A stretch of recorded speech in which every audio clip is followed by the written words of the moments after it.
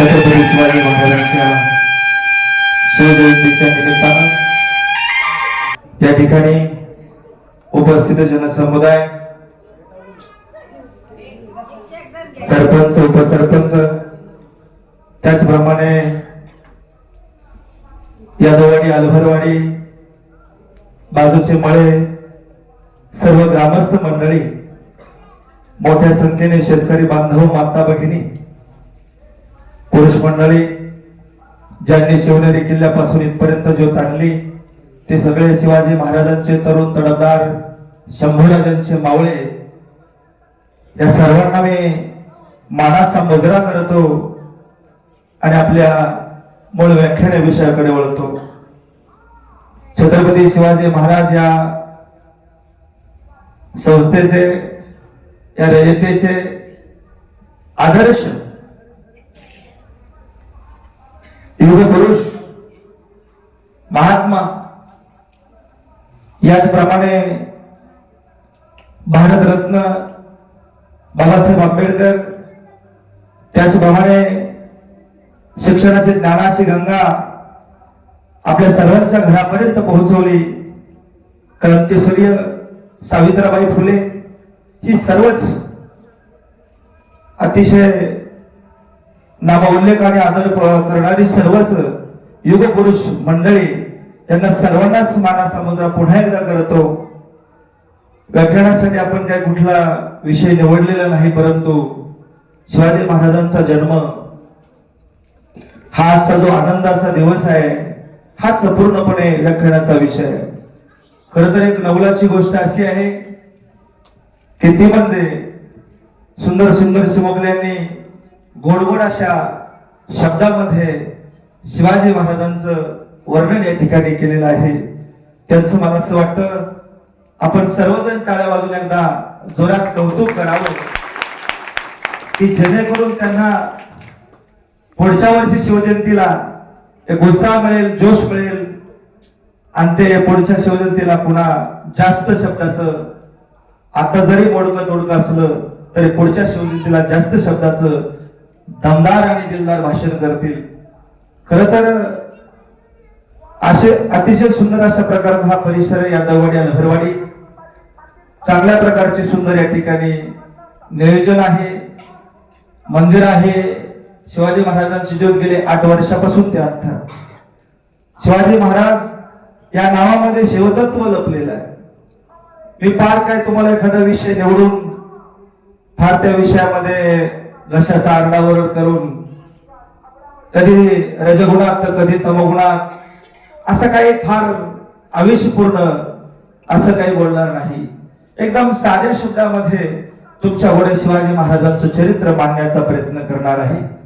जास्त आरडलो म्हणून व्याख्याता चांगला आहे, ऐकणारे कमी असं नाही. ऐकण्यातही खरे श्रेष्ठ आहे, व्याख्याताचा विषय नाही. व्याख्याता हा नॉर्मलच असतो, ऐकणारे श्रेष्ठ असतात. आपल्या इकडल्या साईडला असं म्हटलं जातं कीर्तनाच्या, तूची वक्ता तूची श्रोता, वक्ताही तूच आहे आणि श्रोताही तूच आहे. याच न्यायाप्रमाणे श्रोते श्रेष्ठ असतात, म्हणून श्रोतेजनांच्या सर्वांच्या चरणी साष्टांग वंदन करतो. शिवाजी महाराजांचा जो जन्म आहे तो दिवस आजचा आनंदाचा आहे. हा जिजाऊंच्या पोटी एक क्रांतीसूर्य जन्माला आलेला दिवस आहे. 19 फेब्रुवारी 1630 या रोजी शिवाजी महाराजांचा जन्म झाला. तत्पूर्वी जर पाहिला पाठीमागचा इतिहास तर 12व्या शतकामध्ये ज्ञानोबा नामदेव महाराज, संत सावता महाराज यांनी भक्तीचं नंदनवन फळवलेलं होतं आणि त्या भक्तीच्या नंदनवनाचा शेवटचा अखेरचा 1195 म्हणजे 12व्या शतकाच्या शेवटी अखेर निश्वास घेतला. त्या शतकानं 13व्या 14व्या शतकाला विविध प्रकारची धर्माला विविध प्रकारे गांजणारी अल्लाउद्दीन खिलजी सारखी मंडळी आली. पुढे 15व्या शतकाच्या शेवटच्या कालखंडामध्ये संत श्री एकनाथ महाराज जन्माला आले आणि त्या पुढे जाऊन छत्रपती शिवाजी महाराज 16व्या शतकामध्ये 1630 म्हणजे 19 फेब्रुवारी रोजी जन्माला आले. हा शिवाजी महाराजांचा जन्मोत्सव आहे. त्या अगोदर जर पाहिलं तर संत श्री एकनाथ महाराजांनी जगदंबेला प्रार्थना केलीच होती. तीच प्रार्थना राजमाता जिजाऊ ती सुद्धा शिवाई देवीला केलेली आहे. पण अशा प्रकारचा एक मुलगा जन्माला यावा आणि अशा प्रकारचं एक स्वराज्य निर्माण व्हावा ही तर सरींची इच्छा आहे. सरींची इच्छा म्हणजे कोणाची तर साक्षात देवाची इच्छा आहे. हे स्वराज्य जे आहे, ही रयत जी आहे ती देवाची आहे. रायगडेश्वराची शपथ गेली, तोरण्याला पहिलं तोरणा विजयाचं म्हणजे पहिला किल्ला घेतला, पहिलं किल्ल्याला तोरण बांधलं गेलं आणि त्या ठिकाणाहून शिवाजी महाराजांनी आपल्या जीवनाचा क्रम सुरुवात केला. तर बालपण जर पाहिलं तर 8 वर्षाचं शिवनेरी किल्ल्यावरती गेलं. जन्म जर पाहिला तर ज्यावेळेस जन्माला आले तो सकाळ दिवस उगत होता, सोयींची दासीची गलबल झाली गेली आणि ती गडबड पाहिल्याबरोबर क्रांती सूर्य चमकला, शिवबा जन्माला आला. नाव लगेच ठेवलं नाही, 5व्या दिवशी ठरलं नाव काय ठेवायचं. म्हणजे शिवाय देवीला नवस केलेला आहे म्हणून नाव शिवबाराजे ठेवलं गेलं. परंतु याच्यामध्ये गमक आणि रहस्य असं आहे की 5वीच्या दिवशी आपल्याकडं बाळ जन्माला आलं की त्याच्या 5वीच्या दिवशी वही, पेन, पुस्तक, पूर्वी पाटी असायची, पाटी हे पुजलं जायचं. मग शिवराजांच्या 5वीच्या दिवशी काय पुजलं म्हणाल तर सशस्त्र म्हणजे तलवार पुजली, एक नांगर पुजला, विविध प्रकारचे अनेक शस्त्र पुजली गेली आणि राजांची 5वी अशा प्रकारचे साजरी झाली. शास्त्रीबा होतेच. शास्त्रीबांना विचारलं बाळाचं भविष्य काय आहे, तेव्हा जिजाऊ आऊसाहेबांनी सांगितलं शास्त्रीबा गप्प का बसले, सांगायचं तर थोडं दक्षिणेच्या हिशोबाने सांगा, नाही तर दक्षिणा मोठी आहे म्हणून भविष्य चांगलं सांगताल. हा पोटात राहिल्यापासून एवढा वणवा झाला, एवढं भोसल्यांचं जाधवांचं युद्ध झालं, खंडाळ्यांचा हत्ती पिसाळला, तो धरायचा होता मारायचा नव्हता, भोसल्याचं वय वाढत गेलं, अनेक प्रकारचं दुःख यातना, ना घडी ना दारी, ना जाधवांचं तिकडं सुख ना भोसल्यांचं इकडं सुख, अशा प्रकारची दिनवनी अवस्था हा मुलगा पोटात राहिल्यापासून शास्त्रीय वागतापर्यंत झाली. आता जर सांगायचं असलं भविष्य तर खरं आहे तेच सांगा. तेव्हा शास्त्रीबाने सांगितलं जिजाऊ साहेब, भगवान कृष्ण परमात्मा बंदी शाळेत जन्माला आले, आईचीच आणि वडिलांची सोडवणूक केली असं नाही, त्या राक्षसांचा निपात केला. याप्रमाणे असा हा क्रांतीसूर्य मुलगा जन्माला आलेला आहे. हा सगळ्या अधर्माने वागणाऱ्या माणसाचा निपात करेल, स्वराज्याची भगवी पताका फडकेल. पण तरी सुद्धा जिजाऊ आऊसाहेबांना शंका होते आणि त्या हसत होत्या आणि शास्त्रीबा कपाळावरती आठा न पाडता स्मित हास्य आणि उच्च आनंदाच्या विचारामध्ये शिवाजी महाराजांचं भविष्य सांगत होते आणि आऊसाहेबांना मात्र याच्यावरती शंका होती. तेव्हा त्यांनी सांगितलं शास्त्रीबा तुम्हाला सांगायचं तर भविष्य परफेक्ट सांगा, मला शंका आहे. तेव्हा सांगितलं आता शंका आणि संकोच धरू नका, आता खरंच हा सूर्यासारखा काम करणार आहे. जसा सूर्य उगवल्यापासून मावळतीपर्यंत सर्वांना प्रकाश देण्याचं काम करतो, तसा हा मुलगा या अंधारातून सगळ्यांना उजेडाचा जो प्रकाश आहे, जसं ज्ञानाचा एकदा दीप लावला की अंधकार म्हणजे अज्ञान निघून जातं, या प्रकारे हा मुलगा काम करेल. तुम्ही कुठल्या प्रकारची चिंता करू नये. म्हणून मुरार जगदेवानं त्या कालखंडामध्ये पुण्यावरती गाढवाचा नांगर ठरवला होता. मला आठवण अशी होती सर्व मंडळी हो. तर जिजाऊंनी 5वीच्या दिवशी शिवबाच्या 5वीच्या दिवशी 5वीलाच नांगर पुजला होता, तलवार पुजली होती. मुरार जगदेवानं पुणे जाळलं त्यावेळेस गाढवाचा नांगर फिरवला आणि शिवाजी महाराजांचं वय ज्यावेळेस 9 झालं त्यावेळेस लाल महालात राहायला गेले. त्याच वेळेस तिथं शिवाजी महाराजांनी लाकडी नांगर खांद्यावर घेतला आणि त्याला सोन्याचा फाळ बसवला आणि तो सोन्याचा नांगर पुणे जिल्ह्यावरती फिरवला गेला. म्हणूनच आपल्या शिरूरच्या ते पड्याल नदीच्या पड्याल पुणे जिल्हा चालू होतो, तिकडं 30 लाख रुपये गुंठ आहे, नगर जिल्ह्याचा 10 लाख गुंठ आहे. कारण सोन्याचा नांगर पुणे जिल्ह्यामध्ये फिरवला गेलेला आहे म्हणून पुणे जिल्हा श्रेष्ठ आहे. शिवाच्या पदस्पर्शानं पावन झालेली भूमी आहे. अगदी मंद मंद अशा प्रकारचा वारा येत होता, आनंद होत होता आणि बाळाचा जन्म शिवनेरी किल्ल्यावर झाला होता. वय कमी लावलं, 50 वर्षाचं आयुष्य शिवाजी महाराजांना लाभलं, जास्त नाही लाभलं. आपल्याकडे 100 वर्षाचं जरी आयुष्य लाभलं तरी म्हातारा घरच सांभाळते, स्वराज्य नाही. देवळापर्यंत येते, देवळात पिचकाऱ्या मारते, परंतु दुसरं काही करत नाही. शिवाजी महाराजांना फक्त 50 वर्षाचं आयुष्य लाभलं, शंभूराजांना फक्त 32 वर्षाचं आयुष्य लाभलं, जगद्गुरु तुकोबाला 42 वर्षाचं आयुष्य लाभलं. पण ज्यांना जे आयुष्य लाभलं त्या आयुष्यामध्ये त्यांनी त्या आयुष्याचं सोनं केलं आणि समाजासाठी काम करणारा एकच माणूस तो म्हणजे जाणता राजा म्हणून जन्माला आला. या भूमीची ताकद काय आहे असं जर म्हटलं तर अनेकांनी या भूमीसाठी बलिदान केलं. सावरकर असतील, सुभाषचंद्र बाबू असतील, अनेक मंडळी असतील, या भूमीसाठी त्यांनी बलिदान केलं. याच भूमीसाठी शिवराजांनी कामाची सुरुवात केली आणि पहिलं काम जे शिवाजी राजांनी केलं म्हणजे पुण्यावरती सोन्याचा नांगर फिरवला. वय 9 होतं. 8 वर्ष पूर्ण झाले, किल्ला सोडला. आईची शिकवण पहा. अगोदर सर्वात महत्वाचा मुद्दा म्हणजे आईची शिकवण पहा. ज्यावेळेस बाळराजे लाल महालात गेले त्यावेळेस इकडून तिकडून थोडी लहान लहान मुलं त्यांच्या वयाची जमली, जास्त वयाची जमली. तिथं पुढे काही सवंगडी दिसना, तिथं नोकर चाकर काय फार दिसना. तेव्हा विचारलं, आऊसाहेब नोकर नाही, चाकर नाही, सवंगडी नाही, काय नाही. तर जिजाऊ आऊसाहेबांना एक वाक्यात उत्तर दिलं, शिवराजे हा आता लाल महाल आहे, हा शिवनेरी किल्ला नाही. तिथं बालपण गेलं, आता इथं मोठं व्हायचंय शिवाजीराजे, म्हणून इथं सवंगडी बिवंगडी काही नाही, इथं सवंगडी जमवायची असतात ही शिकवण दिली शिवाजी राजांना. आणि मग शिवाजी राजांनी सवंगडी जमवायला सुरुवात केली. लाल महालात गेले तेव्हा 9 वर्षाचं शिवाजी राजांचा पहिला विवाह सईबाई सोबत तो झाला. तो 9 ते 11 याच दरम्यान झाला. शिवाजी महाराजांचं सैन्य अतिशय कमी होतं, 20-25 हजाराची सैन्य होतं. परंतु जेवढ्या राजदरबाराकडून, दिल्लीवरून, विजापुराहून, आदिलशाही, मुघलशाही यांच्याकडून ज्या फौजा यायच्या त्या शिवाजी महाराजांच्या 4 आणि 5 पट सैन्याच्या फौजा यायच्या. 40 हजाराची, कधी 60 हजाराची, कधी मिर्झाराजे जयसिंग 80 हजाराची फौज घेऊन पोरबंदरच्या पायथ्याशी तह करण्याकरता येतोय. आणि 80 हजाराच्या फौज येतो, नवचंडी मातेचा यत्न करतोय. आणि शिवाजी राजे फक्त कवड्याची माळ आपल्या गळ्यात ओढताय आणि पायऱ्या उतरून फक्त जगदंब जगदंब जगदंब असंच म्हणताय. कारण का इकडे यज्ञाला पैसे नाही, तिकडे यज्ञासाठी पैसे आहे. इकडे माणसं कमी आहे, तिकडे माणसं जास्त आहे. तिकडे सैन्य जास्त आहे. कमी सैन्यात सुद्धा जास्त काम का केलं राजांनी? त्याचं एकमेव कारण आहे सह्याद्री पर्वत. सह्याद्रीच्या पर्वतरंगामुळे कमी सैन्यात काम चाललं. तिकडे हत्ती होते, शिवाजी महाराजांकडे घोडे होते. कारण सह्याद्रीच्या पर्वतरंगामध्ये घोडे चालणार नव्हते. जरी चालले तर हत्ती चालणार नव्हते, घोडे चालणार होते. जरी हत्ती चालले, हत्ती वळायला गेल्याच्या नंतर 4-2 माणसं आपलीच मारून टाकील. वळाला तोपर्यंत शत्रू फरार झाला अशी अवस्था नको. सह्याद्रीमुळे हत्ती शिवाजी महाराजांनी वापरले नाही. घोडस्वारी घोडदळ, पायदळ अशा प्रकारचं सैन्य वापरलं. अतिशय कमी सैन्य शिवाजी महाराजांकडे राहायचं.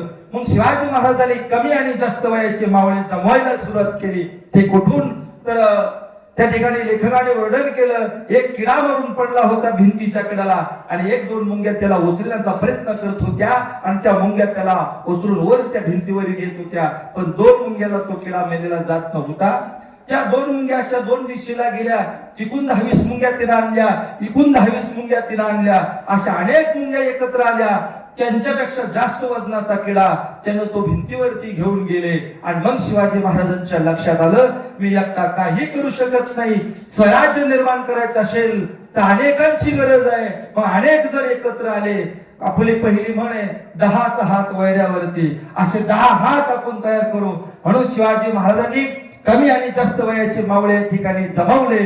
शिवाजी महाराजांपेक्षा जास्त वयाचे मावळे होते दादाजी कोंडदेव, त्यांचे सर्व शिक्षणाचे गुरु होते. आणि दादाजी कोंडदेव त्यांना सगळ्या प्रकारचं प्रशिक्षण दिलं गेलं. आणि कमी आणि जास्त वयाचे मावळे जमवून त्यांनी पहिला किल्ला, दुसरा किल्ला, तिसरा किल्ला. पण मध्यभागी एक महत्वाचा चमत्कार असा झाला की शिवाजी महाराज आणि दादोजी कोंडदेव, शिवाजी महाराजांचे लहान वय, कमी वय, आईची शिकवण, वडील पार बंगलोर पर्यंत लांब आहेत.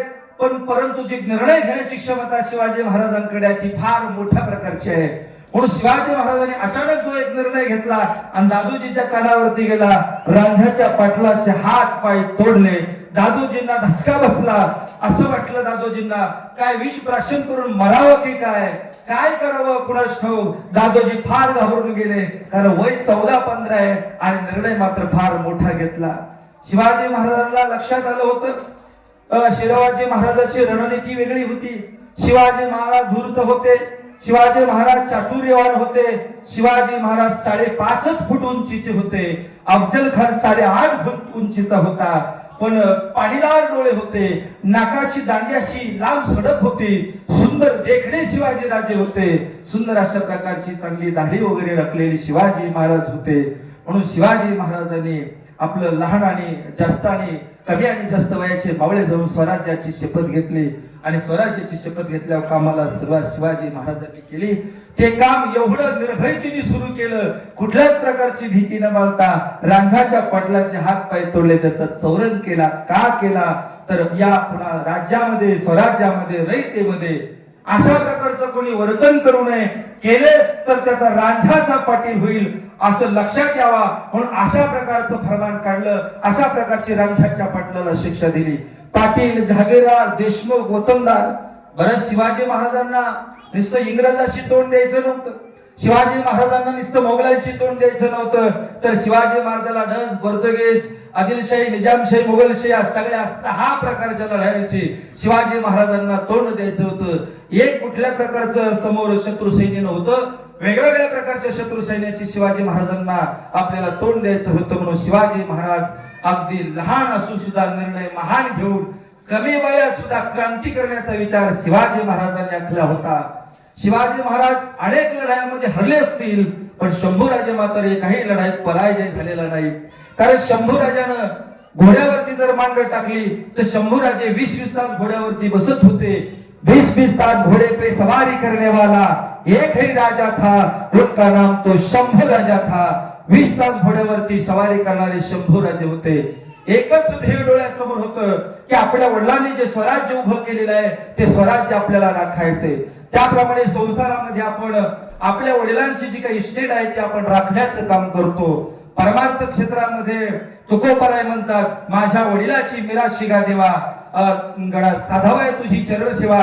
वडिलांची मिराशी 7 जन्माचं पुण्य आहे. 8वी पिढी तुकोबरायांचे हे पुण्य आणि परमार्थ पुढे नेण्याकरता त्या कुळाची पोरं काम करत असतात. याच न्यायाप्रमाणे शिवाजी महाराजांच्या मुलानं पुढं काम केलं, ते स्वराज्य राखण्याचं काम केलं. पण स्वराज्यामध्ये सगळ्यात दुःख पुढं होतं तर शिवाजी महाराज जन्माला आले हा आनंद होता आणि शिवाजीसाठी मात्र दुःख होतं. शिवाजीसाठी दुःख काय, जन्माला आल्यापासून तर शेवटच्या अखेरच्या श्वासापर्यंत लढाई होती. जन्माला आल्यापासून तर अखेरच्या श्वासापर्यंत दुःख होतं. सईबाईंचा मृत्यू होतोय आणि अफजल खान स्वराज्यावरती चालून येतोय. वेळ एकच दिवसाचा उरलेला होता, जास्त काही शिल्लक नव्हतं. जगामध्ये एकच राजा असा होऊन गेला तो म्हणजे शिवाजी राजा. इथं बसलेले पैकी निवांत शांत बसलेली मंडळी आहे, तुम्ही बारकाईने लक्ष देऊन हा मुद्दा ऐका. जगामध्ये असा एकच राजा होऊन गेला तो म्हणजे छत्रपती शिवाजी महाराज होता राजा. असा राजा म्हणजे कसा राजा झाला की जगात जे काम कोणीच केलं नाही ते शिवाजी राजांना केलं.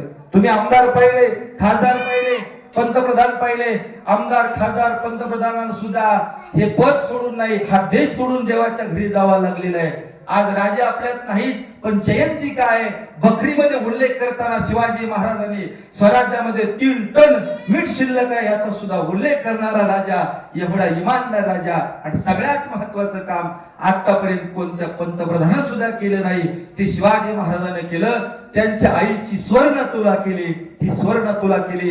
4 जून 1674 रोजी ही स्वर्ण तुला केली.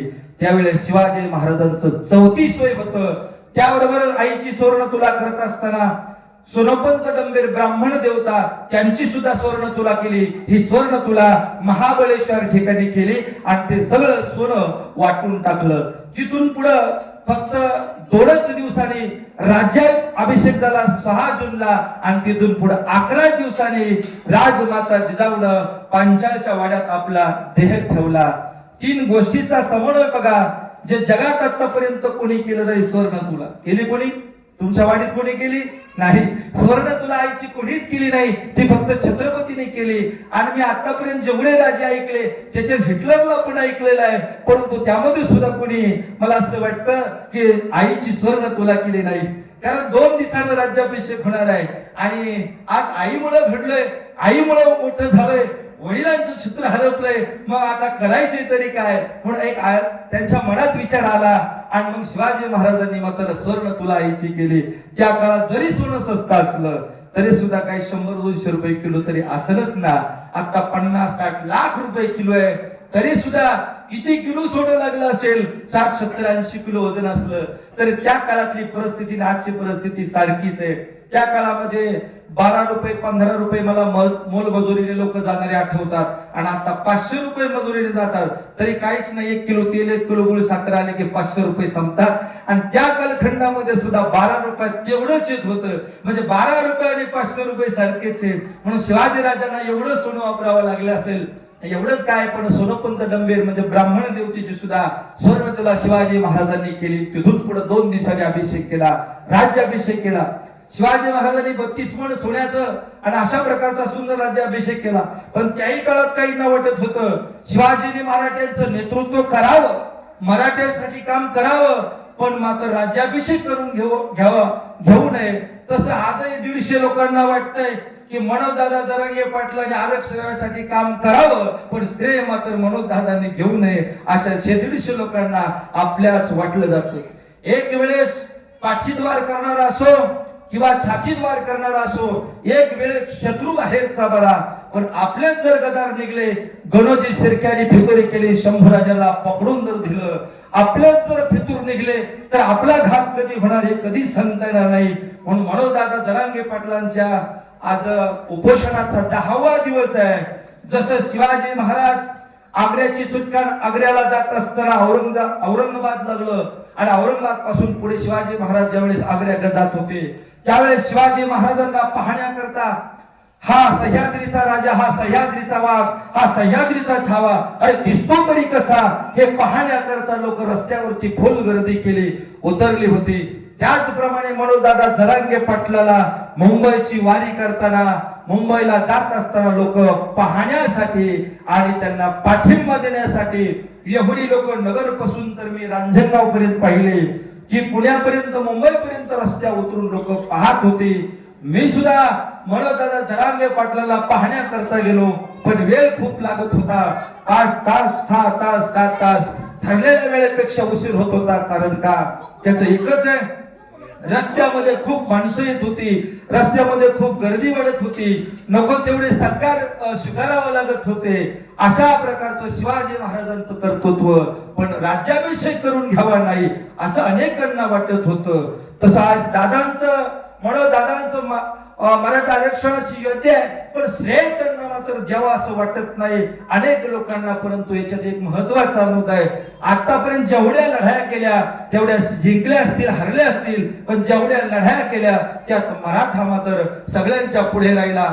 18 पगड जातीची माणसं जमवली, ही सगळी माणसं मिळून मराठा शब्द तयार होतो.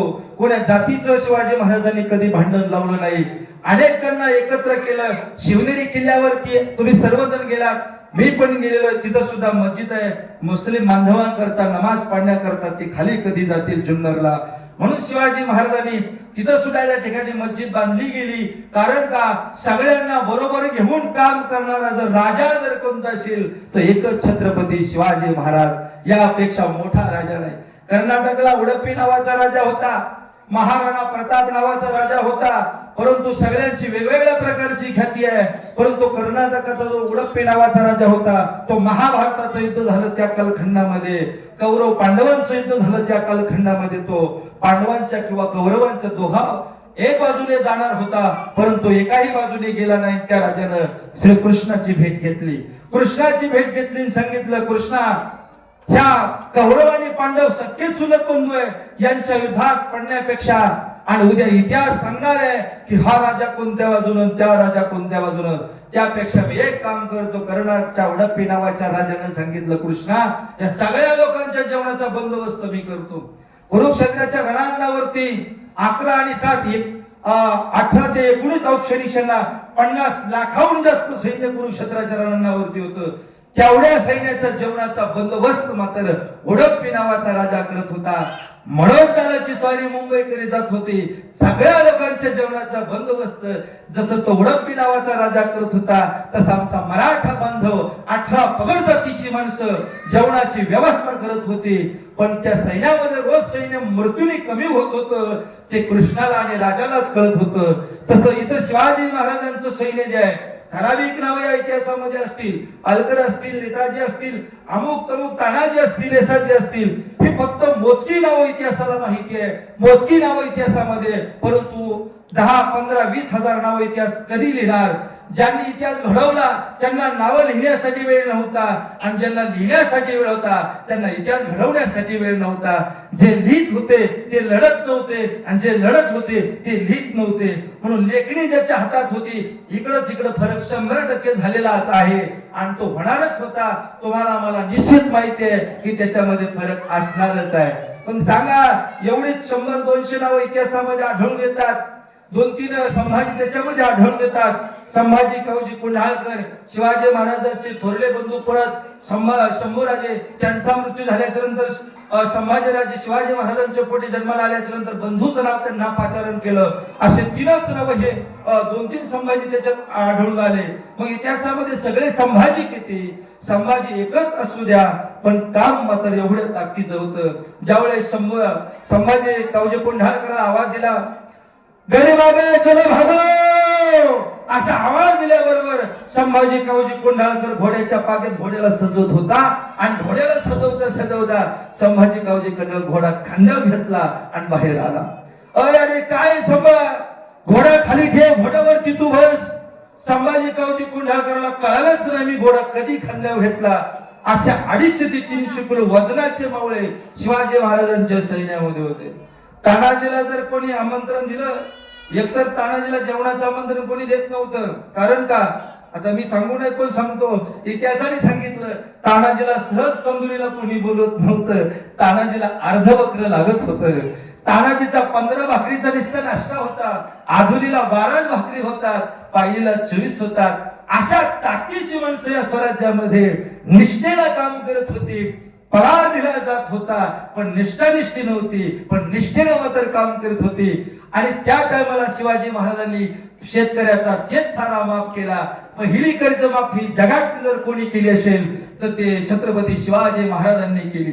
दुसरी देशातली कर्जमाफी जर कोणी केली असेल, किराण्याचं कर्ज जर कोणी सोडून दिलं असेल, 7 बैलगाड्या वह्यानं भरत्या आणि एवढ्या वह्या आणि एवढं कर्ज संत तुकाराम महाराजांनी इंद्रायणीच्या डोहात वह्या देऊन टाकल्या, आणि इंद्रायणीला सांगितलं ह्या वह्या तुला घेऊन टाक. याच्यात फक्त कर्ज लिहिलेलं आहे, कोणी किती किराणा लिहिला.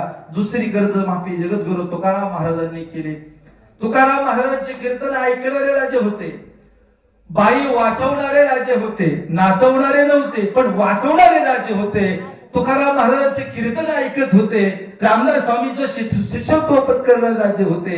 एकदा मंदिरापासून घोडस्वारी चाललेली होती, आणि मंदिरातून मृदुंगाचा आणि टाळाचा आवाज आला. कारण स्पीकर नव्हता म्हणून स्पीकरचा आवाज आला, टाळाचा आणि मृदुंगाचा आवाज आला. सेवकाला विचारलं, कुणाचं कीर्तन चाललंय बघून या. याचा अर्थ असा होतो, तेव्हा सुद्धा कीर्तनकार भरपूर होते, बरोबर ना? कारण महाराज ज्या अर्थी म्हणतात कोणाचं कीर्तन चाललंय, शास्त्रीबुवा कीर्तन करत होते, मंबाजीबुवा कीर्तन करत होते, अनेक कीर्तनकार त्या टायमाला सुद्धा होते. प्रचार नसेल, माहितीलाही नसेल, त्या कालखंडात त्या लोकांना माहिती असेल. तेव्हा घोड्याचा लगाम ओढला, इतिहासात त्याला कायदा शब्द आहे, घोड्याचे कायदे ओढले गेले. घोडा थांबला, सेवकाने पाहिलं, जाऊन सांगितलं येऊन, मला महाराज तुकाराम महाराजांचं कीर्तन चालू आहे. या महाराष्ट्राचा राजा त्या घोड्यावरून पाय उतार झाला, आणि जगद्गुरु तुकोबरायांच्या कीर्तन राजा जाऊन बसले, आणि कीर्तन ऐकलं, मंत्रमुग्ध झाले, पुढे चालू लागले. शिवाजी महाराज हे कर्मनिष्ठ धर्मनिष्ठ राजे होते. शिवाजी महाराज म्हटलं की जय जाऊ केव्हा बाहेर पडतं हे काही कळत नाही, परंतु त्यामध्ये काय तत्व लपलं. छत्रपती शब्दाचा अर्थ व्याकरणाच्या भाषेत जर काढायचा ठरला, छत्र या शब्दाचा अर्थ होतो सावली. हे माझ्या डोक्यावरती, तुमच्या डोक्यावरती, आपण मंदिरात जेवढे बसलो याला छत्र असं म्हटलं जातं. आपल्या घराला सुद्धा छत्र म्हटलं जातं. छत्र म्हणजे सावली, पती म्हणजे परमेश्वर. परमेश्वराला शिवाजी महाराजांचा अवतार घेतला, आणि स्वराज्यावरती, रयतेवरती कायमची सावली धरली. स्वराज्य स्वतंत्र केलं, स्वराज्य त्या पारतंत्र्यातून स्वतंत्र केलं. म्हणून शिवाजी महाराज हा परमेश्वराचा अवतार आहे. आज राजाची आपण देव म्हणून पूजा करतो, आई वडिलांची सुद्धा घरात देव म्हणून पूजा करतो. मातृदेव भव पितृदेव भव. एकदा शिवाजी महाराज कीर्तनात बसले होते, तुकोबा कीर्तनात रंगले होते, आणि इतक्याच शत्रू सैन्यानं पाठलाग केला की शिवाजी महाराज कीर्तनाला गेलेले आहेत. बघा शिवाजी महाराज देव आहे की नाही हा पुरावा कसा आहे. शिवाजी महाराज कीर्तनात बसले, आणि कीर्तन खूप रंगून गेलं. महाराज रंगून गेले, जगद्गुरु तुकोबराय पांडुरंगाच्या संवर्णामध्ये लोकांना कीर्तन करता करता रंगून गेले आणि इतक्या शत्रू सैन्यानं विळखा घातलेला आहे आणि हळूच बातमी कळाली की शिवाजी महाराजांना पकडायला काही सैन्य आलेलं आहे.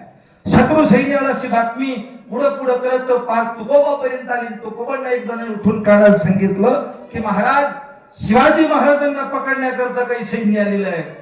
तुकोबारायने असा धावा केला पांडुरंगाचा. अरे देवा, अरे काय तुला झोप लागलीस का काय? चालू कीर्तनामध्ये काळ कधी येणार नाही, काळ कधी गंती करणार नाही, काळ मोजणार नाही आणि महाराष्ट्राचा राजा या कीर्तनात बसलाय. त्याला धोका नको रे देवा, अशी प्रार्थना भंगातून जगद्गुरु तुकाराम महाराजांनी केली. तर साक्षात भगवान परमात्म्यानं तुकाराम महाराजांचं रूप धारण केलं. पहिले शिवाजी त्या कीर्तनातून उठले, पूर्वेकडे गेले. बाहेर विळखा घातलेलं सैन्यानं पाहिलं, अरे देखो वो शिवाजी आलाय, शिवाजी चाललेला आहे असं म्हटल्याबरोबर पूर्वेकडे गेलेल्या शिवाजीकडे काही सैन्य गेलेलं आहे. पाठीमागं काही सैन्य शिल्लक राहिलं. कीर्तनातून दुसरे शिवाजी उठले, पश्चिमेकडे गेले. कीर्तनातून तिसरे शिवाजी उठले, दक्षिणेकडे गेले. कीर्तनातून चौथे शिवाजी उठले, उत्तरेकडे गेले. आणि जे शिवाजी गेले त्यांच्या मागे जी सैन्य गेले ते शिवाजी पण आले नाही आणि ते सैन्य पण आले नाही. साक्षात देवाने शिवाजी महाराजांचा अवतार धारण केला आणि शत्रू सैन्याला चकवा दिला. म्हणून त्यांना रामदास स्वामींनी दिलेली पदवी जी आहे, नेसयाचा महामेरू बहुत जनाशी आधारो, अखंड स्थितीचा निर्धारो, श्रीमंत योगी. योगी शब्दाचा अर्थ देवच होतो बर का, आणि श्रीमंत शब्दाचा अर्थ सुद्धा देवच होतो. संपत्ती आणि दया दोन्ही वस्ती आली एकाची ठाया, तेथे माझी विभूती जाग धनंजया. अर्जुना, ज्याच्याकडे संपत्ती आणि दया ज्याच्या अंतःकरणात ते त्या ठिकाणी माझं वास्तव्य आहे. या न्यायाप्रमाणे शिवाजी महाराज जन्माला आले. छत्रपती म्हणजे सावली, छत्र म्हणजे सावली, पती म्हणजे परमेश्वर. शिवाजी महाराजांनी या स्वराज्यावरती सावली धरली, स्वराज्याचं दुःख हरण केलं. अशा प्रकारचे शिवाजी महाराजांना जाणता राजा सुद्धा म्हटलं गेलं. एक युगोपरून जन्माला येण्याकरता कमीत कमी अलवरवाडी अदवारी मंडळी कमीत कमी 350 वर्ष लागतात. उदाहरण तुमच्या डोळ्यासमोर आणतो की नामदेव महाराजांचा जन्म 12व्या शतकात होता. ज्ञानोबा नामदेव सावता, नामदेव महाराज, ज्ञानोबा महाराज हे 12व्या शतकात होते, तर तुकाराम महाराज हे 16व्या शतकात होते. म्हणजे याचा अर्थ नामदेव महाराज जे आहेत ते तुकोबाराय अवताराने प्रगट होण्याकरता शिवाजी महाराज, मोरया गोसावी, चिंचवडचं मोरया देवस्थान, मोरया गोसावी साधू आणि तुकाराम महाराज हे समकालीन आहे. म्हणजे नामदेव महाराजांनी तुकोबारायचा अवतार घेण्याकरता एक युग पुरुषाला, एक साधूला जन्माला येण्याकरता 350-400 वर्ष जर लागत असतील तर तुम्ही सांगा, एक शूर जन्माला आपल्याला 350-400 वर्ष मागं जावं लागेल आणि पुढं जावं लागेल. तेव्हा एक युग पुरुष, एक साधू महात्मा, एक शूर जन्माला येतो आणि जो शूर असतो तो भगवंताच्या आवडीचा असतो. म्हणून ज्ञानेश्वर माऊली म्हणतात, तू शूर वृत्तीचा ठाऊ, क्षेत्रिया माझी राहो, तुझ्या लाठेपणाचा हो तुझी लोकी. तू शूर आहे, तू माझा आवडतीचा आहे. अर्जुन भगवंताच्या आवडता आहे, तसं शिवाजी महाराज हे देवाच्या आवडीचे आहे, ते शूर आहे. शिवाजी महाराज विष्णू अवतार आहे, कारण ते शंकराची पूजा करतात. आणि शंभूराजे मात्र रुद्र अवतार आहे, ते सुद्धा जरी शंकराची पूजा करत असले तर रुद्र अवतार शंभूराजाने खूप तांडव केला. एकाही लढाईत ते पराजित झाले नाही, कारण अवतार रुद्राचा होता. मृत्यू मात्र अमुष्याचा ठरलेला होता, स्वकीयकून घात होणार होता. हे मात्र त्यांच्या कुंडलीमध्ये लिहिलेलं अजिबात चुकलेलं नाही. म्हणून शिवाजी महाराज म्हटलं की रक्त शुद्ध होतं आणि शुद्ध झालेलंच रक्त स्वराज्याकरता गरम होतं. आणि मग आपल्या रक्ताचा दाब वाढतो आणि मग आपण कधी म्हटलो शिवाजी महाराज की जे केव्हा मुखातून बाहेर पडतं आणि केव्हा तरी 100 काय 1000 हत्तीचं बळ केव्हा अंगात येतं, कळूनच जात नाही. तुम्ही नुसतं शिवाजीची प्रतिमा बघा, रोज 21 दिवस प्रतिमा बघा, शिवाजी काय वाटतात ते बघा. असं आबादशाला जाऊन शाहिस्तेखानानं सांगितलं, ओ शिवाना, ओ शिवा को कोई ना कोई छेटू गाता है. अरे कसं काय? आणि नव्हताच शिवलाल महाराज कुठून आला कोणास ठाऊक, आणि माझी बोट छटली गेली. शिवाजीला काहीतरी येतंय. शिवाजी राजाची 21 दिवस तुम्ही प्रतिमा बघत राहा, रोज झोपताना बघत राहा, झोप येणार नाही. म्हणून त्याला जरांगे पाटलांच्या उशाला शिवाजी महाराजांची प्रतिमा आहे. पडल्या पडल्या महाराजांना स्पर्श करतात आणि ऊर्जेचा स्रोत म्हणून त्याला जरांगे पाटील घेतात. शिवाजी महाराज हे ऊर्जा आहे. शिवाजी महाराज एक ऊर्जेचा झरा आहे, स्रोत आहे. तिथूनच ऊर्जा निर्माण होते. लहान मोठा कोणीही म्हातारा असो त्याला ऊर्जा निर्माण झाल्याशिवाय राहत नाही. शिवनेरी किल्ला ज्यांनी पाहिला असेल त्याची एक एक पायरी पहा. राजगड ज्यांनी पाहिला असेल, तोरणा वगैरे काही लहान असतील, पांचालचा वाडा लहान असेल, पण जे मोठाले किल्ले तुम्ही 300-350 पैकी 4-10 पाहिले असतील त्यावेळेस तुम्हाला कळलं असेल याचे दगड काय, याचं अंबारी काय, याचे अमुक काय, गोडशाळा काय, धान्याची कोठार काय. मग लक्षात येते हे किती अवघड होतं, पण किती सोपं केलं. किती सैन्यबळ होतं. हत्तीच्या ताकदीची माणसं त्या सैन्यामध्ये होते. शिवाजी महाराजांचं वजन कमी असेल, उंची 5.5 फूट होती, पण महाराजांचा एक मावळा असा होता, त्याचं नाव आहे येसाजी. येसाजीचं वजन किती मला माहिती नाही, परंतु इतिहासाने सांगितले येसाजीच्या जवळची जी तलवार जी होती ती 65 किलोची होती. ज्यावेळी गोवळकोंड्याला गेले त्यावेळी बादशाह समोर आला, शिवाजीराजांच्या पालखीला खांदा दिला आणि सदरेवरती बसले. चर्चा झाली, आनंद व्यक्त केला. राजे, आमच्याकडे ही हत्तीची शाळा आहे. राजे, आमच्याकडे हे एवढे मोठे अश्व आहे. राजे, आमच्याकडे अशा जातीचे आरबी घोडे आहेत. राजे, आमच्याकडे ही हत्तीची वछड आहे.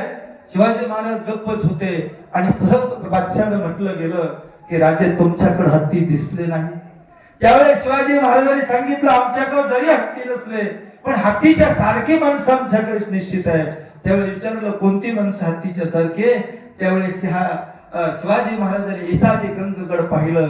येसाजीच्या बगलेत जी तलवार होती ती 65 किलोची तलवार होती. हा मावळा, याचं वजन फार एवढं वाटत नाही, हा हत्तीच्या ताकदीचा कसा असेल? म्हणले, काहीच काळजी करू नका, याचं जरी युद्ध ठेवलं तरी हा मावळा हत्तीच्याच ताकदीचा आहे. आणि मग खरंच हत्तीला मध्य बाजू युद्ध ठेवलं गेलं आणि येसाजी कंक त्या पटांगणामध्ये उतरले. हत्ती भरीसरी पुढून आला, डावी बगल दिली, येसाजीने चुकवलं. हत्ती पुढे आला, उजवी बगल दिली आणि हत्ती तिसऱ्यात आला. तेव्हा येसाजीला मात्र सोंडीत धरलं आणि गरगर फिरून जसं आपटणार इतक्यात चमकन अशी तलवार चमकली आणि हत्तीची सोंड खरसरी उतरली. 65 किलोच्या तलवारीने हत्तीची सोंड कापली गेली. आणि मग गोवळकोंड्याच्या बादशाला कळालं की शिवाजी महाराजांकडे हत्ती नाही, पण हत्तीशी झुंज देणारे मात्र मावळे. तुम्ही सांगा बसलेली मंडळी, आपलं वजन तरी 65 आहे का? नाही ना. काय वजन सुद्धा आपलं 65 नाही. आणि येसाजी कंक मात्र 65 किलोची तलवार चालवत होता. किती मोठा महान तो असेल ताकदीचा. मग घोडा खांद्यावर घेणारा संभाजी कवजी कुंढाळकर, घोड्याचं वजन 500 किलो तरी असेल, बरोबर आहे का?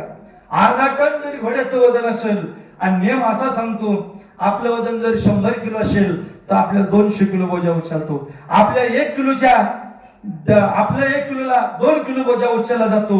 संभाजी कवजी कुंढाळकरांचं वजन मिनिमम कमीत कमी 250 किलो असलच. म्हणून 500 किलोचा घोडा संभाजी कवजी कुंढाळकर वापरली. डबल मात्र कोणा युद्धात ते वापरत नव्हते, कारण त्याला जास्त माहिती होऊ द्यायची नाही. आणि जास्त जर त्याला माहिती जर झाली तर तो त्या ठिकाणी आपल्याला दगा फटका करेल. म्हणून प्रत्येक युद्धाच्या कालखंडामध्ये प्रत्येक स्वारीवरती जाताना शिवाजी महाराजांनी वेगवेगळ्या प्रकारची माणसं वापरली. आणि काहीच नाही हो शिवाजी महाराजांच्या वाटेला, फक्त आणि लढाई. आणि फक्त त्या लढाईचं दुःख शिवाजी महाराजांच्या वाटेला येत होतं. प्रतापगडावरती येण्याच्या अगोदर राजगडा होते. सईबाईचा निस्ता मृत्यू झाला. 1 दिवसातच आऊसाहेबांना भेटावं सांगावं लागलं. 1 दिवस पत्नी मरण्यानं झालं आणि प्रतापगडाकडे आले. खानाला वाटलं आपली 60,000ची फौज आहे, तो विजापूरकडून येताना तुळजापूर मार्गे आला, तिथं विध्वंस करा. देवदेवतांना त्रास दिला. पंढरपुरात आला, तिथेही तसंच केलं. अनेक पशूंची माणसाची हत्या करण्याचा प्रयत्न केला, कारण त्याला वाटलं शिवाजी रणांगण समोर येईल आणि मग मात्र मी शिवाजीला अलगत जसा उंदीर पकडल्यासारखा मांजरानं या प्रकारे मी पकडून येईल हे अफजल खानाला वाटत होतं. त्याला येताना त्याच्या 63 बायका मारून यावं लागलं, कारण त्याला सुद्धा माहिती होतं पुन्हा येणे नाही. स्वराज्यात ज्याला जायचंय त्याला पुन्हा माघारी जिवंत येता येणार नाही, हे त्याच्या सुद्धा लक्षात आलेलं होतं. 63-64 त्याच्या बायका होत्या. सगळ्या पत्न्यांचा वध त्यांनी करून तो अफजल खान आलेला होता. शिवाजी महाराजांनी पड्यालाच त्याचा पहिल्याच मुक्कामात गुप्तहेराच्या कर्वे त्याचा हत्ती ठार केला. हत्ती मेला. दुःखाची बातमी लक्षात आली तर पुढे सरकत वाईच्या पायथ्याला. आणि शिवाजी महाराजांना घराकडे त्याला येऊ द्यायचा नव्हता. त्याला राजगडाकडे त्याला येऊ द्यायचा नव्हता. शिवाजी महाराजांना मात्र त्याला प्रतापगडाच्या पायथ्याला गाठायचं होतं हे शिवाजी महाराजांचं ठरलेलं होतं. कारण त्याचं एकच आहे, प्रतापगड फार अवघड आहे, त्यातली जे काय रस्ता आहे, त्यातली काय अवघड घाट आहे हे त्याला कळणार नाही आणि त्याचं सगळं सैन्य फसलं जाईल. इतर देशमुखांना बाकीच्यांना त्यानं पत्र पाठवली खरमरीत, सांगितलं शिवाजीला जर जाऊन मिळायचं असेल तर तुम्हाला मुखावं लागेल, मरावं लागेल. इकडे बादशाला जर मिळालं असेल तुम्हाला जहागिरी वतन दिली जातील. बाकीचे काही घाबरले. खंडोजी खोपडीला थोडा कमी होता, तो जाऊन लवकर मिळाला आणि सांगितलं काय हरकत नाही, मी तुमच्याकडे येतो. पुन्हा कान्होजी जे ते शिवाजी महाराजांकडे मुलगा सोबत गेले आणि सांगितलं अशा प्रकारचं फरमान आलेलं. शिवाजी महाराजांनी सांगितलं काय हरकत नाही, तुम्हाला जायचं असलं तर जा. त्यावेळेस शिवाजी महाराजांना सांगितलं, राजे असा अपशब्द बोलू नका, आजची व्यातना दुःख होईल अशा प्रकारचा शब्द बोलू नका तुम्ही. आम्ही त्यांना कसे जाऊन मिळणार, नाही मिळणार. आमचा प्राण इथंच गेला तरी चालेल, पण आम्ही मुलगा आम्ही तिकडे जाऊन कान्होजी जे त्यांनी सांगितलं शिवाजी महाराजांना, आम्ही जाऊन मिळणारच नाही त्या ठिकाणी. शिवाजी महाराजांनी कान्होजी जेठांची परीक्षा पाहिली होती आणि सांगितलं काय हरकत नाही, आता विश्वास पक्का झाला. आणि विश्वास पक्का झाल्यामुळं सगळी मंडळी स्वराज्याला येऊन मिळली आणि कान्होजी जेठांकडे निरोप दिला, बाकीच्या जहागीरदार उतरा देशमुखांना सांगा आणि आपल्या स्वराज्याची प्रतापगडावरती या, स्वराज्यासाठी काम करा. हे स्वराज्य माझं नव्हे, एकट्याचं नव्हे, हे राज्य जे आहे हे रयतेचं सगळ्यांचं आहे, लहान मोठ्यांचं आहे, गोरगरिबांचं आहे, दीनदलितांचं आहे, सगळ्या 18 पगड जातीचं म्हणून हे स्वराज्य, हे एकट्याची रयत नाही, एकट्याचं राज्य नाही. म्हणून सगळे तिथे येऊ लागले आणि अफजल खान मारायला काय हो असं म्हटलं असतं, अय बाबा तू जा, अय बाबा मी जा, परंतु तसं नाही म्हणले. जी कामगिरी शिवाजी महाराजांच्या आवाक्यात आहे ती गड्यांच्या करे, सेवकांकडे, सेनापतीकडे करून घ्यायचे, पण ती सेवकाच्या आवाक्यात नाही, ती स्वतःच्या आवाक्यात आहे.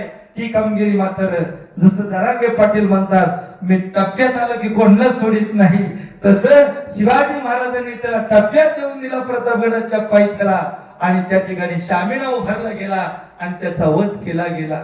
इथं दोन गोष्टी फार महत्वाच्या आहे. इकडं भास्कर वकील आहे, तिकडे त्याचा खानाचा वकील आहे, वकिली वगैरे झाली, पण तिकडे सय्यद बंडा आहे, त्याला कमजोर करण्याचं मस्तपैकी काम केलं. आम्ही तुम्हाला फार घाबरत आहोत, आम्ही भीतोय, त्याला कमजोर केला गेला.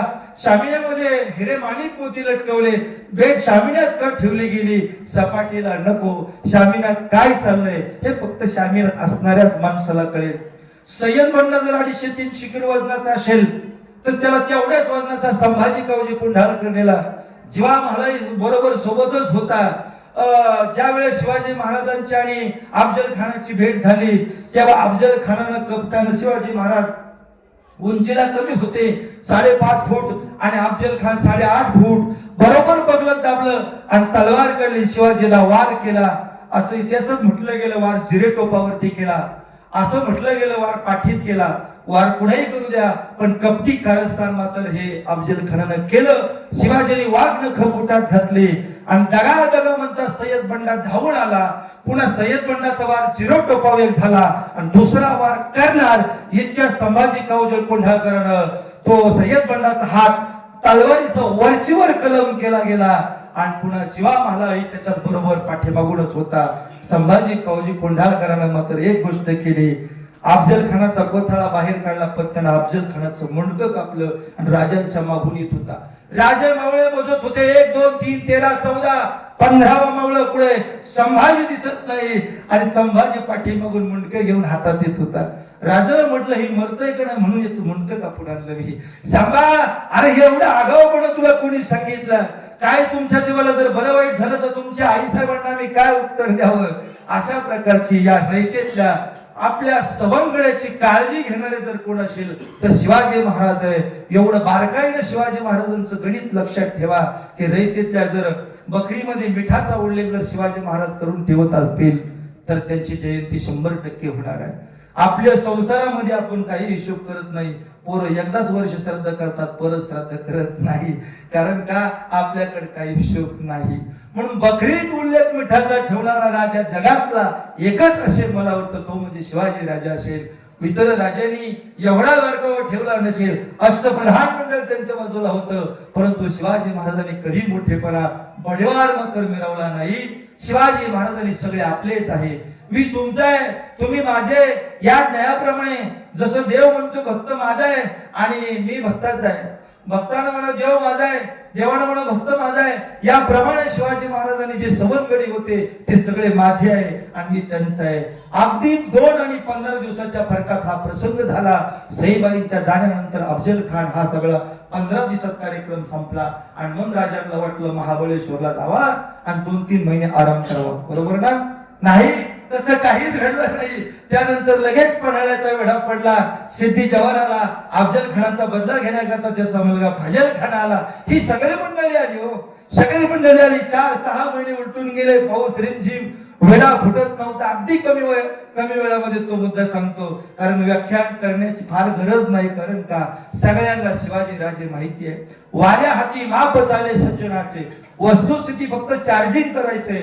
नाही तर मला असं वाटतं सगळा इतिहास लहान मुलापासून तर म्हाताऱ्या माणसापर्यंत सगळ्यांना इतिहास माहितीये. फक्त आपल्याला एकदा चार्जिंग करायची, चार्जिंग व्हायचंय.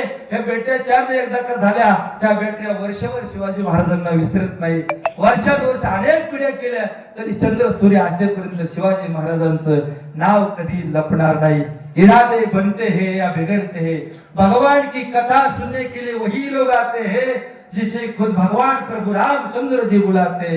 याच न्यायाप्रमाणे कधी शब्द तुटतील, कधी शब्द जुळतील, पण शिवाजी महाराज हे शब्द कधी तुटणार नाही आणि जुळल्याशिवाय मात्र कधी राहणार नाही. हे शिवाजीचं वर्म आहे. म्हणून शिवाजी महाराज हे रयतेमध्ये आदर्श होते. पन्हाळ्याचा वेळा कसाच फुटत नव्हता. पण आऊसाहेब जिजाऊंना आपला मुलगा पन्हाळ्यावरती अडकून पडलाय, कमरेला तलवार वगैरे लावले, घोडस्वारीवरती बसणार. सांगितलं मी जाते मुलासाठी. अशी आई जगातली एकच असेल की मुलगा अडकून पडलाय, त्याकरता जिजाऊ स्वतः निघलेली आहे. नाही जमणार. सर्वांनी सांगितलं. नेताजी अमुक तमुक सगळी मंडळी आली. फार गर्दी होती हो. 60,000 ते 80,000 अशा प्रकारचं सैन्य होतं. हा लमसम आकडा मी का वापरला माहिती का? बऱ्याच ठिकाणी आकड्याची कमी जास्तपणा करता येते त्याच्यामध्ये येते. आपल्याला काय फार जास्त सैन्य सांगायचं नाही, कमी सांगायचं नाही. कारण का कमी जर सैन्य सांगितलं तर माझ्या राजाचा कमीपणा आहे, आणि जास्त जर शत्रूचं सैन्य सांगितलं तर माझ्या राजाचा मोठेपणा आहे. कारण माझा राजा लहानच नाही, म्हणून सैन्य तरी मी का लहान सांगू. 60,000 सैन्याचा वेढा कशाच प्रकारे फुटत नाही. कथाभाग तुम्हाला माहितीये, शिवा काशीद वगैरे वगैरे. आता मी डायरेक्ट तुम्हाला गोडखिंड त्यातला मुद्दा सांगतो. 350 मावळे घेऊन शिवाजी महाराज पुढे गेले. आता विशाळगडावरती जायचे, भोयांनी पायी रात्रभर पळवलेली आहे. 30-35-40 किलोमीटर काय अंतर असेल. काही नाही, दिवसा नाही, रात्रीचा प्रसंग आहे, चिखल आहे, चांदण्या नाही, चंद्र नाही, सूर्य नाही, काही नाही, फक्त धो पाऊस पडत आहे. आणि अशा प्रकारातून त्या घोड खिंडीमध्ये, अरुंद खिंडीमध्ये त्या ठिकाणी गेलेले आहेत. कळायला गेला इकडं हा शिवाजी राजाने हा शिवा काशीद आहे. दिसायला मात्र शिवाजी राजांसारखा होता. ज्यावेळेस शत्रू सैन्यात बातमी कळाली, बातमी फुटली की शिवाजी राजे विशाळगडाकडे गेलेले. तिथं सूर्याजीने वेढा घातलेला होता. तिथेही गड काय मोकळा नव्हता. म्हणजे अगोदर काय खुर्ची मोकळी नसते, विलक्षण करावं लागतंय. आणि झाल्याच्या नंतर मग ती पहिली खुर्ची आपल्याला निवडून आलेल्या माणसाला देता येते. तिथंही किल्ला रिकामा नव्हता आणि त्या किल्ल्यावरती जाऊन लगेच महाराज अलगत बसले नाही. तिथंही सूर्याची संघ युद्ध करावं लागलं. 50 मावळे घेऊन पुढे गेले. मिनिमम 300 मावळे खिंडीत थांबले. त्यातला महत्वाचा जो मावळा, महत्वाचा प्रसंग जो आहे तो असा आहे की त्या ठिकाणी बाजीप्रभू देशपांडे आणि त्यांचे बंधू फुलाजी देशपांडे दोघं थांबले. बाजीप्रभूच्या 2 हातामध्ये 2 समशिरी होत्या किंवा दाणपट्टे होते. बाजीप्रभू लढायला तयार होते. 300 मावळे होते. पाठीमागून मिनिमम 15,000 सैन्य पाठवलं होतं. 15,000 सैन्य होतं. त्यातले 2 हे जे बंधू होते ते मेन अरुंद त्या खिंडीत थांबले होते. बाकीचे डाव्या आणि उजव्या साईडला होते. काही जर छोटे मोठ्या गोष्टी आल्या, काही दगड आले, ते जर काढण्यासाठी या दोघांच्या भावांच्या 2 हाताखाली सैनिक होते. बाकीचे कडेलोट करत केल्याप्रमाणे दगड लुटून देत होते. कारण तो डोंगर, तो प्रसंग पहा तुम्ही गेल्यावर कधी तशा प्रकारचा आहे. आणि शत्रू सैन्य 15,000ची फौज निस्तार नाबूद झाली. 15,000 सैन्य संपवलं. पाठीमागून 3,000ची फौज परत पाठवली गेली. कारण जोपर्यंत राजे गडावर जात नाही, तोफेचा आवाज येत नाही, तोपर्यंत तो लढायला तयार आहे. पण त्यातलं मला एक वर्म तुम्हाला सांगायचंय की 15,000 सैन्य हे आधी नाही मेलं, 300 सैन्य हे आधी नाही मेलं, हे लढून गेलं. मग आता मला सांगा, अगोदर यमराज 15,000 आले असतील का 300 आले असतील? यम नेण्यासाठी 15,000 शत्रू सैन्य मेले आणि शिवाजी महाराजांचं 300 सैन्य मेले किंवा ते मेलं नाही. मग यम कोणासाठी अगोदर आले असतील? यमराज शिवाजी महाराजांच्या सैन्याकरता आले होते. यमाला सुद्धा वाटलं होतं की शिवाजी महाराजांचं सैन्य थोडं आहे, हे 300 मावळे ठार मरतील, कारण समोरून 15,000 मावळे. पण यमाला सुद्धा युद्ध बघत थांबवण्याची ताकद शिवाजी महाराजांच्या या मावळ्यामध्ये आहे. म्हणून बाजीप्रभूंनी यमाला सुद्धा बघायला लावलंय. देखते रहो यमराजा, तू 15,000 सैन्य निस्ता नाबूद केलं. यमराजानं फोन लावला, 15,000 यम पाठवा. म्हणले का हो, 300 गेलेले होते ना.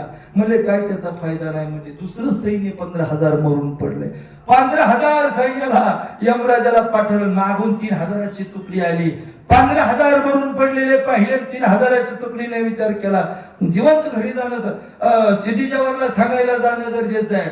शिवाजी महाराजांना पाहिलेलं नव्हतं, फोटो नव्हते, मीडिया नव्हती, सोशल मीडिया काही नव्हतं. फाजल खानच ओळखू शकत होता, तो अफजल खानाबरोबर आला होता, अफजल खानाचा मुलगा. सिद्धी जवाहर कोणी शिवाजी महाराजांना पाहिलेलं नव्हतं, ओळखणं अवघड. म्हणून 3,000 मावळे जेव्हा पाठीमागून आले, त्या मावळ्यांनी सांगितलं, आता आपण जिवंत जाऊन कमीत कमी सिद्धी जवाहरला सांगू तरी की शिवाजी महाराज पुढे गेलेले आहेत, 15,000 सैन्य मरून पडलेले आहेत. आता एवढे हे काय मरून उपयोग नाही, एवढं तरी आपल्याला जिवंत राहू द्या. आणि 3,000 सैन्य परत गेले, विशाळगड काबीज केला. पण यातली सगळ्यात महत्वाची गोष्ट, बाजीप्रभू देशपांडे आणि बंधू फुलाजी देशपांडे हे अखेरच्या श्वासापर्यंत राजासाठी लढले. यमाला थांबवून ठेवलं, यमाला पाहिलं लावलं, परंतु अखेरच्या श्वासापर्यंत राजासाठी लढले. ज्या वेळेस तोफेचा आवाज आला, त्यावेळेस बाजीने आपला प्राण सोडला. राजा करता प्राण देणारी माणसं सुद्धा त्या काळात स्वराज्यामध्ये होती. मग राजे किती चांगले असतील, किती निष्ठावान असेल, राजांचं प्रेम त्या समाजावरती किती प्रकारचं असेल, किती मोठं हृदय त्या राजाचं समाजाकरता असेल, तेव्हा रयतेतली माणसं राजा करता शिवा काशीत प्राण देतोय. बाजीप्रभू देशपांडे लढून प्राण देतोय, फुलाजी देशपांडे लढून प्राण देतोय. ही सगळी जर स्वराज्यातली जर एवढी मंडळी राजा करता प्राण समर्पित करत असेल, तर राजा कसा असेल? एकच शब्द, तो जाणता असेल, सगळ्यांची दुःख जाणीत असेल. शिवाजी राजानंतर मला असं वाटतं पुन्हा किती पंतप्रधान झाले तरी जाणते होणार नाहीत, कारण जाणता होण्यासाठी जाणतच असावं लागतं, नेणत नसावं लागतं. म्हणून जाणता शब्दाचा अर्थ असा होतो की सगळ्याच हृदय अंतःकरण जो जाणण्याचा प्रयत्न करतो, त्याला जाणता असं म्हणतात. कधी भेदभाव करत नाही, कधी भेदभावामध्ये म्हणजे असं वाटत नाही तो माझा नाही, हा माझा नाही, पण असं वाटत काय हा सगळा प्रत्येक जण माझाच आहे. ज्यावेळेस शत्रू सुद्धा माझाच वाटतो आणि त्यावेळेस शत्रू सुद्धा मित्रच होतो, त्याच वेळेस खरं आपलं चित्त शुद्ध होतं. खरं तर वास्तवात एक प्रसंग मी सांगतो. मी प्रसंग फिक्स का सांगितलं नाही, श्रीमान योगी रणजित देसाई लेखक त्या कादंबरीचे आणि छावा कादंबरी, 2 कादंबऱ्याचा एकाच वेळेस मी अभ्यास केला. त्यातला खूप आका प्रसंग तयार होतो आणि कादंबरी वाचताना सुद्धा रडायला येतं. एकच मी टप्पा जर तुमच्या समोर मांडत गेला असतो तर तो कधी शूर रसाचा असतो तर कधी करुणा रसाचा असतो. शिवाजी महाराज ज्यावेळेस आग्र्याची सुटका करतात आणि आग्र्याची सुटका करून शिवाजी महाराज ज्या वेळेस स्वराज्याच्या दिशेने इकडं महाराष्ट्राकडे येतात, त्यावेळेस बालराजे म्हणजे शंभूराजे 9 वर्षाचे होते. पुरंदरचा तह झाला मिर्झाराजे जयसिंग बरोबर. त्यावेळेस शंभूराजाला 25,000 मनसबदार, 25,000 मनसबदार म्हणून शिवाजी राजांपेक्षा जास्त मनसबदार म्हणजे राजांचा अपमान कसा होईल या प्रकारची वागणूक. तिथे गेल्याच्या नंतर सुद्धा मागल्या रांगेमध्ये उभं केलं, अपमानाची बाजू. हे सगळं शंभूराजानं बारकाईने पाहिलं. हा 9 वर्षाचा छावा घेऊन गेले होते. हा नेण्याचं कारण काय? पुरंदरच्या तहामध्ये शिवाजी राजे हारले होते. पुरंदरच्या तहात 23 किल्ले दिलते. कोणाला अतिप्रिय किल्ला दिला होता शहाजी राजांना. काही झाली होती एकदा, त्यावेळेस शहाजी राजांना एक कैदेतून सोडण्याकरता 1 वर्ष गेले होते. त्यावेळेस सुद्धा कोंढाणा किल्ला दिला होता. कोंढाणा प्राणप्रिय किल्ला होता आणि शिवाजी महाराजांनी पुरंदर किल्ला म्हणजे बालराजांची, शंभूराजांचे जन्मस्थळ आणि सगळ्या किल्ल्यांची ती राजधानी होती. म्हणून शिवाजी महाराजांनी 23 किल्ले देऊन तर असे हरले होते की ज्या वेळेस आऊसाहेबांच्या समोर उभे राहिले आणि काय तहात झालं हे सांगायला लागले, त्यावेळेस शिवाजी महाराजांची मान खाली गेली आणि शिवाजी महाराजांनी सांगितलं अमका किल्ला तमका किल्ला आणि कोंढाण्याचं नाव घेतलं आणि सगळ्यात शेवटी शंभूराजाचं नाव घेतलं. तहामध्ये मिर्झाराजे जयसिंगांनी अशा तह केला, त्याच्यात ठरवून घेतलं होतं 23 किल्ले तर द्यायचेच, पण तुम्ही आणि शंभूराजांनी बादशाला भेटण्याकरता आग्र्याला यायचं आहे. त्या शिवाजी महाराज हरले होते आणि त्याचं दुःख महासाहेबांना पाहिलं आणि महासाहेबांना सुद्धा दुःख झालं. शंभू राजांना एकुलता एक या स्वराज्याचा उद्याचा भविष्याचा वारसदार मालकाला सुद्धा शिवाजी राजे तुम्ही या तहात दिलेला आहे, 25,000 मनसदार म्हणून दिलेला आहे आणि शंभू राजांना घेऊन तुम्ही आग्र्याला जाणार आहात. हे दुःख राजमाता जिजाऊला खूप वाटत होतं, जास्त वाटत होतं, कारण जेवढं मुलावर प्रेम केलं होतं तेवढंच राजमाता जिजाऊन नातवावर सुद्धा प्रेम केलं होतं. म्हणून शंभू राजांना दिल्यात एवढं आईसाहेबांना वाईट वाटलं, परंतु नाविलाज होता आणि बादशाच्या भेटीला गेले. हा पायी प्रवास गुप्तहेर त्या आग्र्याला दिलेला जो कुंभारदादा होता ना, तो आग्र्यातला नव्हता, हे पण लक्षात ठेवा. तुमची ओळख डायरेक्ट दिल्लीत निघेल का? निघणार नाही. गुप्तहेर मंडळी वर्षभर काम करत होती. शिवाजी महाराजांना माहिती होतं एक ना एक दिवस आग्र्याला जावं लागणार आहे, बादशाला भेटावं लागणार आहे, म्हणून त्या भेटीचं नियोजन 1 वर्ष अगोदर केलेलं होतं. 1 वर्ष. म्हणून दिल्ली त्या आग्र्यात असणारा जो कुंभारदादा होता, सुटका झाली असं म्हटलं गेलं की कुंभारदादाच्या घरी शिवाजी महाराज राहिले आणि तिथे गेले आणि तिथून पलायन करण्याचा प्रयत्न केला, परंतु कुंभारदादा मग तो महाराष्ट्राच्या मातीतला होता. वर्षभर अगोदर नियोजन लावून ठेवलं होतं, सगळं नियोजन फिल्डिंग ओके केलेली होती, मग शिवाजी महाराज गेले, तरी सुद्धा सुटणं एवढं अवघड होतं. कपटी कारस्थाना शिवाजी महाराजांना शंभूराजांचा घात करायचा होता बादशाला, परंतु त्याच्यातून बर्फीच्या पेटारातून वेगवेगळ्या प्रकारचं प्लॅनिंग करून शिवाजी महाराजांनी आपली स्वतःची सुटका केली. पाठीमागे एक क्लिप आली होती शाळेमध्ये, विद्यार्थ्यांना मुलांना लहान लहान मुलींना मॅडमने गुरुजीने विचारलं होतं कोणी कोणाच्या हातावर तुरी दिल्या. मग शिवाजी महाराजांनी बादशाच्या हातावर तुरी दिल्या म्हणजे शिवाजी महाराज शत्रूच्या कचाड्यातून त्याच्या मुखातून सुटून आले, हा त्याचा असा अर्थ होता. ती क्लिप पाहून हसाय अशी येत होती. पोरं म्हणत होते आमच्या इकडे जास्त तुरी झाल्या म्हणून बादशाला दिल्या. काय विदर्भातली पोरं म्हणत होते आमच्याला झाल्याच नव्हत्या म्हणून बादशाला राजाला दिल्या. पण असं पोरं म्हणत नव्हते की राजाने बादशाला तुरी दिल्या, त्याच्या हातावर तुरी दिल्याचा अर्थ काय की सापडले नाही, त्याच्या गोटातून सुद्धा बाहेर पडले. आणि मात्र एक त्यातला असा बाका प्रसंग अजून निर्माण होतो. शंभूराजाला सांगितलं तुम्ही काशीच्या मार्गाने बैराग्याच्या वेशामध्ये यायचंय. त्यावेळेस शंभूराजे 9 वर्षाचे होते आणि शिवाजी महाराजांना मिठी मारली, कमरेला मिठी मारली. असे 9 वर्षाचे शंभूराजे, आबा आम्हाला तुमच्या बरोबर यायचंय. शिवाजी महाराज म्हणले शंभू असं चालणार नाही, येण्यासारखं वागावं नाही, आम्ही तुम्हाला बरोबर नेतो, तुम्ही काळजी करू नका, पण आमच्या बरोबर तुम्हाला घेत नाही हे लक्षात ठेवा. का की शिवाजी महाराजांच्या वरती जबाबदारी होती की स्वराज्याचा वारसदार, स्वराज्याचा गड, स्वराज्याचा मालक राखायचा आहे. उद्याचा या राजगादीचा तो मालक आहे. म्हणून शिवाजी महाराजांनी आपल्या बरोबर न आणण्याचा आग्रह आणि शंभूराजांना आपल्याला आबासाहेबांना म्हणजे शिवाजी राजांना मला बरोबर नेण्याचा, बापाच्या बरोबर येण्याचा आनंद शंभूराजाला मिळालेला नाही. कारण शंभूराजांना जर बरोबर आणतोय, काय जर घात झाला तर आऊसाहेब जाताना दुःखी होत्या. शिवाजी महाराजांच्या लक्षात आलं आणि शिवाजी महाराज बरोबर त्यांना काशीच्या मार्गाने घेऊन आले बैराग्याच्या वेशात. राजगडावरती शिवाजी महाराज पोहोचले आणि पोहोचल्याच्या नंतर बातमी पोहोचवली गेली आणि एक पाल चुकचुकली गेली आणि असं सांगितलं गेलं की शंभूराजांचा घात झालेला आहे. शंभूराजाचा घात झाला. वाऱ्यासारखी बातमी पसरली. गुप्त हेरांकर्वे इकडं तिकडं सगळी बातमी शत्रूच्या गोटामध्ये गेली. हे कशा करता केलं होतं की जेणेकरून शत्रूनं शंभूराजांचा कुठल्या प्रकारचा पाठलाग करू नये म्हणून.